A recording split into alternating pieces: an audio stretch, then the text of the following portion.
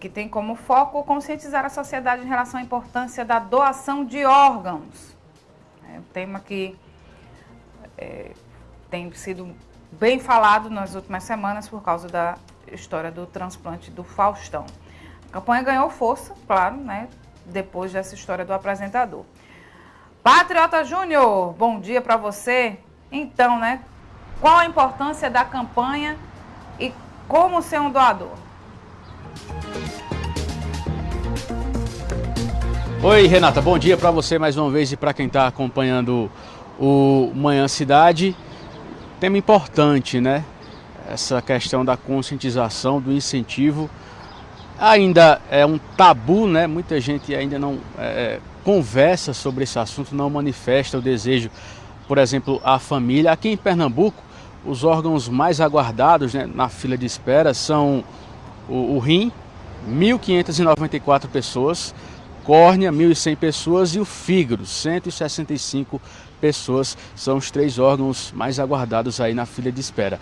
Eu estou aqui com a Janine Duarte, que é enfermeira coordenadora das organizações da procura de órgãos. Janine, bom dia, bem-vinda à Rádio Cidade.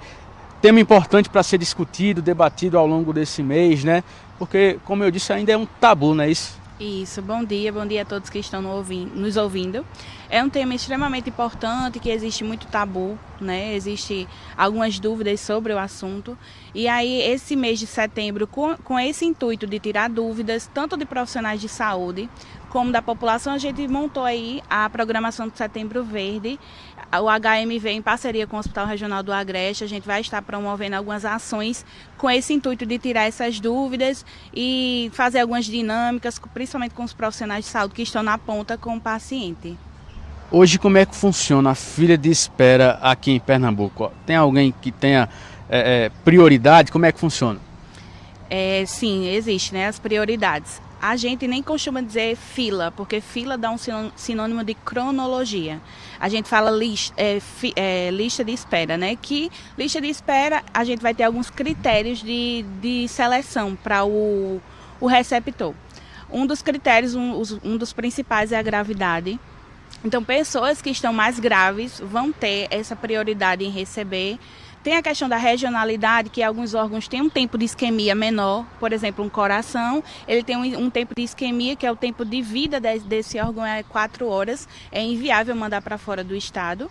E aí a gente tem essa questão da regionalidade e compatibilidade. Então, tem todos esses critérios para selecionar um receptor e ser efetivada a doação com a mais segurança possível. Existem 2 tipos de doadores, né? O vivo e o que já morreu ali, uma morte cerebral, por exemplo, em alguma tragédia. A pessoa que quer ser doador, ela tem que manifestar esse desejo à família ainda em vida, mas depois de morto, a família é quem vai decidir de fato se os órgãos vão ser doados, né? Como é que funciona? Isso, fazendo uma breve explicação, existem 2 tipos de doação, né? O doador em vida e o doador morto.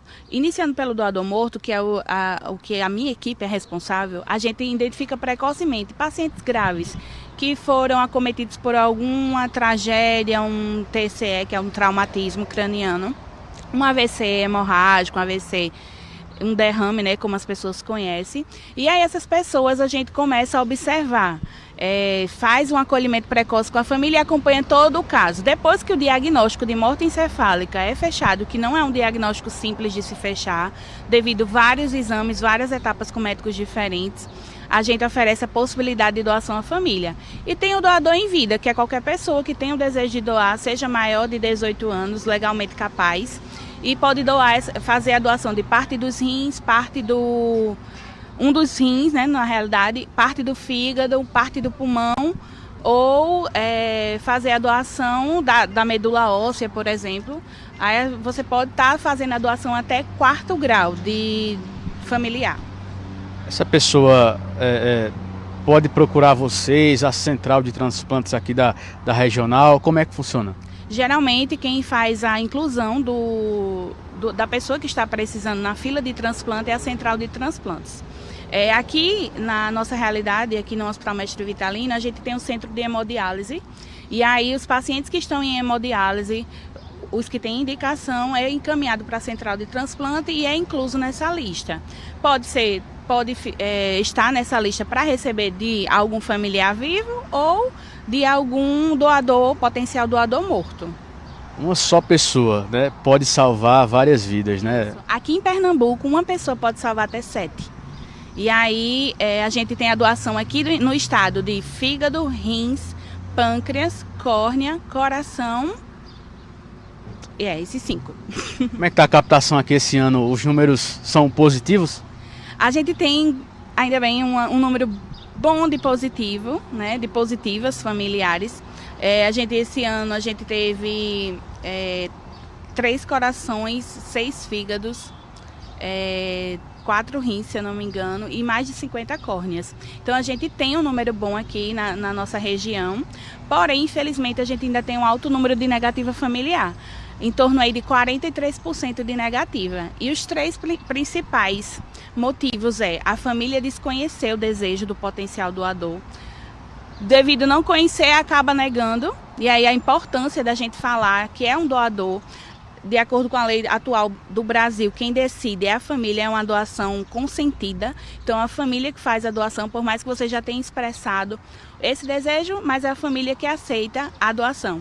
E outro principal ponto é a questão da integridade do corpo. Muitas pessoas têm essa dúvida e têm esse tabu que vai ficar deformidade e não fica. O corpo a gente entrega de uma forma íntegra, a cirurgia como qualquer outra, inclusive das córneas, ninguém percebe se a família não comentar. Entra aí a importância do Setembro Verde, da informação. Muita gente não compreende como funciona nessa questão da doação de órgãos. E o Brasil é referência, né? O segundo maior transplantador do mundo, né? Isso, exatamente. E o SUS está aí, feito tudo de forma gratuita, né? Tanto para os pacientes as pessoas que são contempladas em hospitais particulares ou do SUS, é tudo coberto pelo SUS em relação ao transplante. A família não paga nada por nenhum procedimento de transplante. Muito bem, obrigado pelas informações. Janine Duarte, enfermeira e enfermeira coordenadora das organizações da procura de órgãos, explicando para a gente, né, como funciona aí essa questão da doação de órgãos e do Setembro Verde, mês importante, né, ações vão ser realizadas com o intuito justamente de conscientizar, né, e incentivar a doação de órgãos. Renata.